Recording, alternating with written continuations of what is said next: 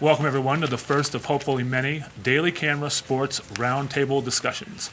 I am Chris Schmaedeke, Assistant Sports Editor at the Daily Camera, and today we're going to talk about the NCAA tournament with both Buffzone.com writers. To my right, Brian Howell. To my left, Ringo.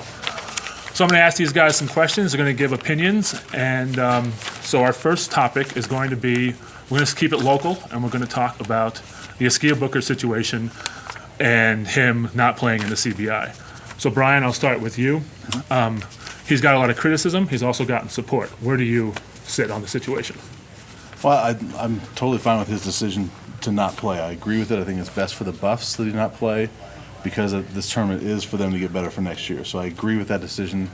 I don't like the way he went about it and the way CU went about it by not making him available to everybody, and basically having to track him down to get his reaction to it. I think that it caused, by him not being out in front with his comments, I think it caused this to become a national story. Kyle, how do you feel about the whole situation? Yeah, I think if you're part of the team, you're part of the team, and you should play until the season's over. Right. And so, I guess I come down on the side that Askia Booker should be playing, and I know that they want to get young guys more time and get a look at what next year's team is going to look like, but they have plenty of time to do that in the summer, and I don't see why they couldn't do that with Booker on the bench and just dial back his minutes a little bit. I just think the whole situation was poorly handled on everybody's part. And how do you guys feel about the whole Dustin Thomas thing? He's going to leave the team. Was he just the wrong fit? Was he just not performing up to Tad's expectations? What I think that really that's just a playing time thing, and I don't read anything more into that because he is still practicing with the team. There's no ill will either way. Tad basically said the other day that Dustin wants to play on the perimeter, and Tad wants Dustin to play on the low post. Dustin doesn't want that, so he's moving on to try to find something else. So I don't think there's any more to it than that. Yeah, me either. I mean, it's college basketball. Guys transfer all the time. I mean, there's an epidemic of transfers in men's college basketball, and so it's just par for the course. Okay, now we're going to go national. We're going to talk NCAA tournament. I guess we're going to kind of stay a little local and talk about the Pac-12. Arizona is clearly the best team out of the Pac-12. I mean, they roll through the Pac-12 tourney. Any other team in the Pac-12 make any noise in the tournament? And honestly, does UCLA even belong in the tournament? We'll start with Brian. Well, the first part, I think Utah can be a Sweet 16 team. I like the Utes. They have a tough first-round matchup, actually, with Stephen F. Austin. I mean, if they can get through that, though, I think they can get to the Sweet 16, where I think they would meet Duke. And I don't see them getting through that one. But I think they can make the Sweet 16. Oregon, they're going to run up against Wisconsin in the second round if they get there, and that's not a good matchup for them.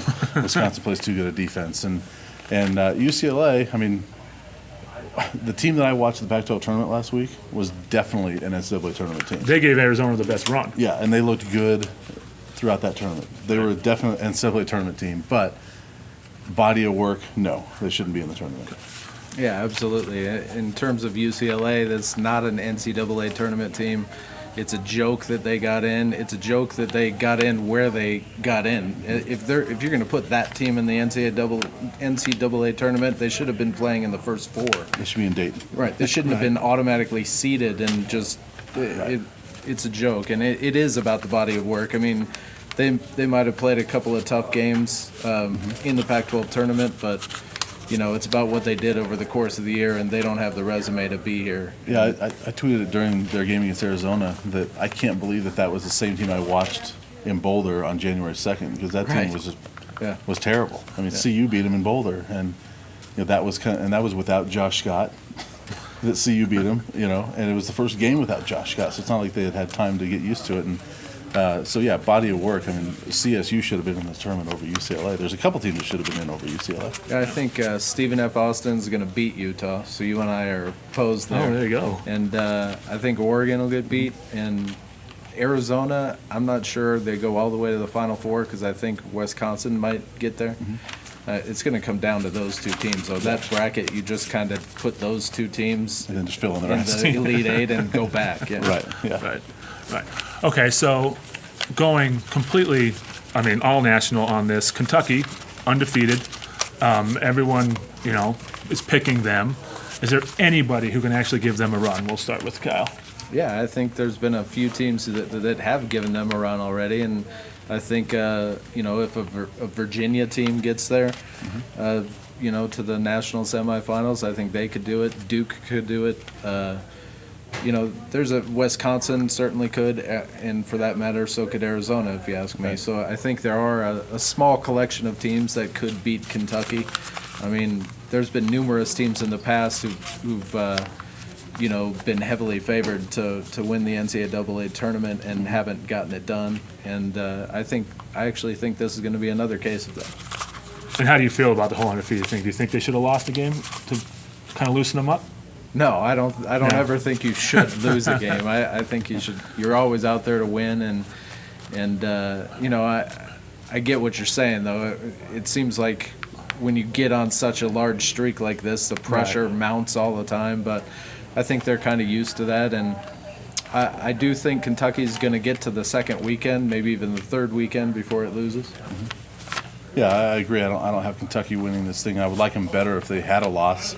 The SEC's not that strong of a conference, and they struggled in a lot of their games. So that makes me worry about them a little bit coming in. But I didn't like them going into last year's tournament, and they made a run to the championship game. So, and this team's better than that. So they might prove me wrong, but I think there's a lot of teams. Kyle mentioned a bunch of them.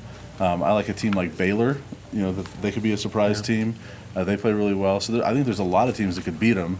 I don't know if anybody will, but I think there's a lot that could. All right, and of course, talking NCAA tournament, you got to talk upsets. Who do you guys think is a possible upset? And there's always the 12 beating the 5. Who's your 12? We'll start, Brian. Well, Kyle mentioned one. I agree with you that Stephen F. Austin's going to be a tough matchup for Utah. I still think Utah's going to win. But if I had to pick a 12 over a 5, it'd be Buffalo, beating West Bobby Virginia. Hurley's team. Yeah, and that's been a popular one. But I like that Buffalo team. They gave Kentucky a good game earlier this year. So as far as the 12 over 5, I like that one. I think Eastern Washington could beat Georgetown in the first round. They've got the leading scorer in the country. Pretty good offense, so that could be an upset. And Kansas in the second round. And I know they're every year you look at Kansas, when are they going to lose? But they could face Wichita State in the second round, and Wichita State's, they like to slow it down. They play good defense. That's a team that could beat Kansas. Yeah, Buffalo is definitely my 12 over the 5. I'll give Wyoming actually a puncher's chance against Northern Iowa too.